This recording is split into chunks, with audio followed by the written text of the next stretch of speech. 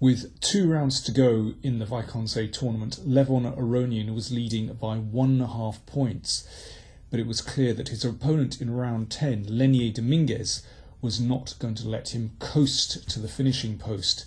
Let's take a look at their game. Dominguez had the white pieces, and it was a Spanish. Aronian normally answers e4 with e5, and they have a pretty standard position out of the opening. But here, if white wanted to play fairly solidly, then simply exchanging on f6 and posting the knight into the centre of the board, I think would be a good option and a pretty safe option. I don't think that white risks anything by doing that, but maybe Dominguez felt this was too tame. Instead, he played more ambitiously. He put his knight into d5 straight away. Now, this was exchanged off with the bishop, so Aronian has lost the bishop pair, but this bishop is somewhat locked out of play for the moment. Now, much will depend whether this bishop manages to get into play, but if it does, then white will have the advantage of the 2 bishops. So this line is just about forced. So you can see white has 2 bishops against bishop and knight, and well, there's a passed pawn here, and maybe a little bit of pressure against e5. But let's see how Aronian dealt with this. He played knight d7, good move. So he would like to trade bishops. That gets rid of one of the bishops, and then he can simply blockade on this square, and black should be pretty comfortable. Instead, he brought the bishop back here. I think that's a good move. But Aronian blockaded again with the bishop. So you can see that this one, for the moment, is somewhat locked out of play. So Dominguez tries to open up the position. So you never know, there could be some kind of latent threat here. And now f5. So Aronian senses that he can create counterplay on the king side. And now here, Dominguez played bishop b3, so you can see he's trying to increase the pressure here, but as we'll see, I'm not sure this was the best move. I think he should have played instead the bishop c3, and that will be directed against a pawn push of e4. But we'll see in a moment why bishop b3 was perhaps not the best. e4 from Aronian, excellent move. And we can see what might happen. Let's see if the queen moves to the side. Then the knight moves in. So it's a pawn sacrifice. And now black gains a tempo against the bishop, pushing it back again. This is why I think bishop b3 was not such a great move. And then f4. So you can see how black has this wonderful blockade, this pawn here as well. And that creates cover for the rook to come up the board and then swing across to the king side. Very good compensation for black.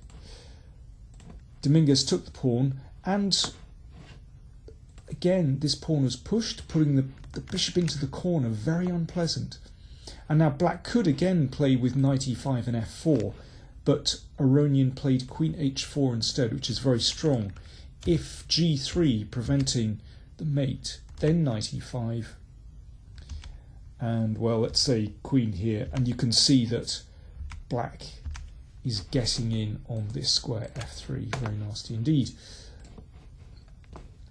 So Dominguez sacked this pawn back, and now black can recapture with either piece. But Aronian played bishop takes, threatening this one and threatening that one. g3 forced, queen nudged to the side. White was forced to exchange because, of course, this rook is on prise in the corner.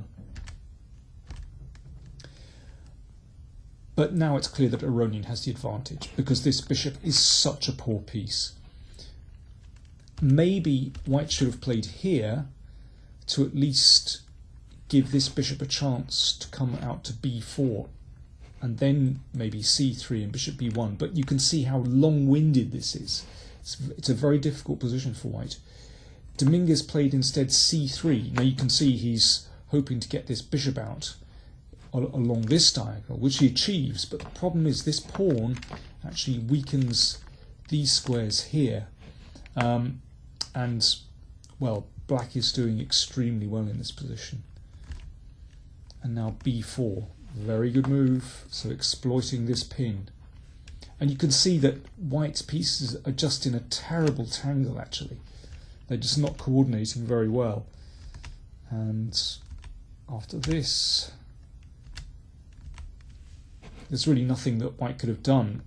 Black has a protected passed pawn. It makes me think of the ninth game in the Anand-Carlsen match, where Carlsen also had a protected pawn. But in this case, there is simply no compensation for white on the other side of the board. And Aronian duly mopped up. Let's just go through the last few moves, but Aronian really wasn't stretched here at all. So after this exchange, now the knight came in, so it can come into either of these squares. And it's also looking at the bishop. I mean, white has zero counterplay here, and Aronian just built up very steadily. Actually, this is a real lesson in how to finish off the game. You can see that before he does anything on the queen side, he simply improves the position of his king. And when it comes to finishing the game, this actually proves very useful. Because in this position, well, black could put the rook behind the pawn, but well, white could prolong things. But here, Aronian played this move, excellent move, which means that the king can now just come across, get rid of the rook, and then mop up this pawn. And of course, the king is close enough here that after this check, black just mops up that pawn, and then of course this one is going to be a winner. Let's go back. So white is just losing that pawn.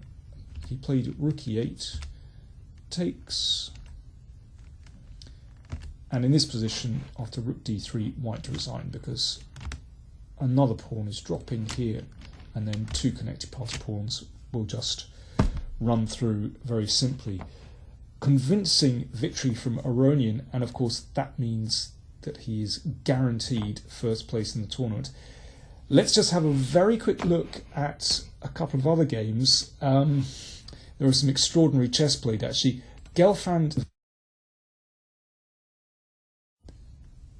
Boris Gelfand, very strong player, but he's having a rotten tournament. But here, well, let's see what happened. Actually, a very normal position, but now Luke kind of went a bit nutty because he went on a wild goose chase with his rook. Now, if the rook and queen manage to take this pawn, and well, maybe something good will happen. But you can see that black is defending very well here, and simply turns to the centre.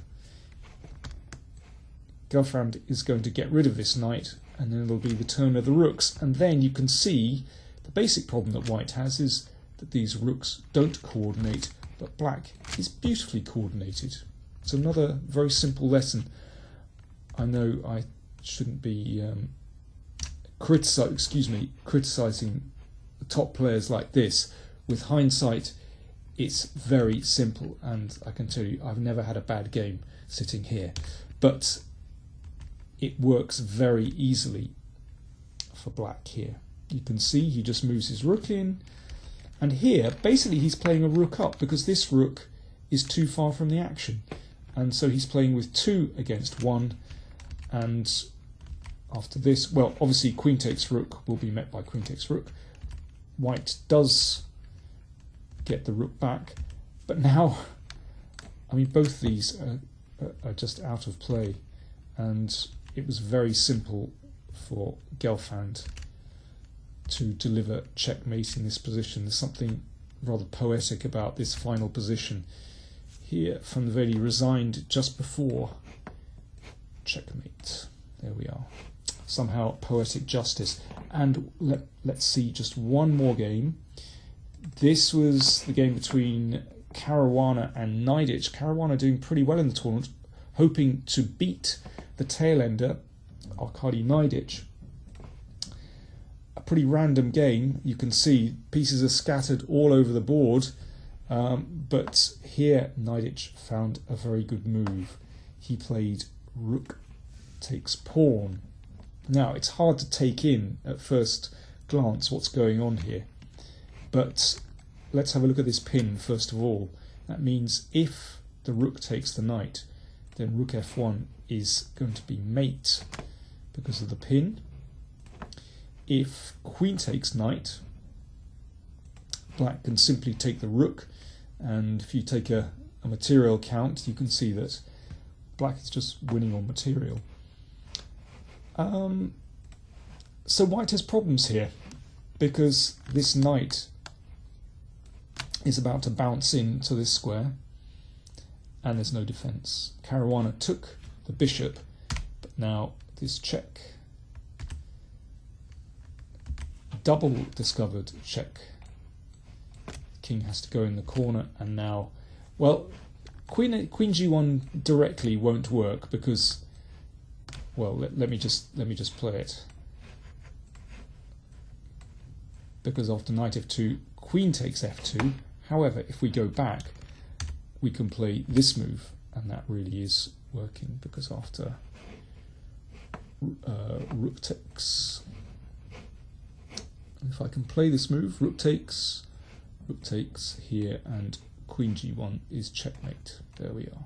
So Najditch manages to win the game. Unfortunately, he's still at the bottom of the tournament table with 2.5 points after that.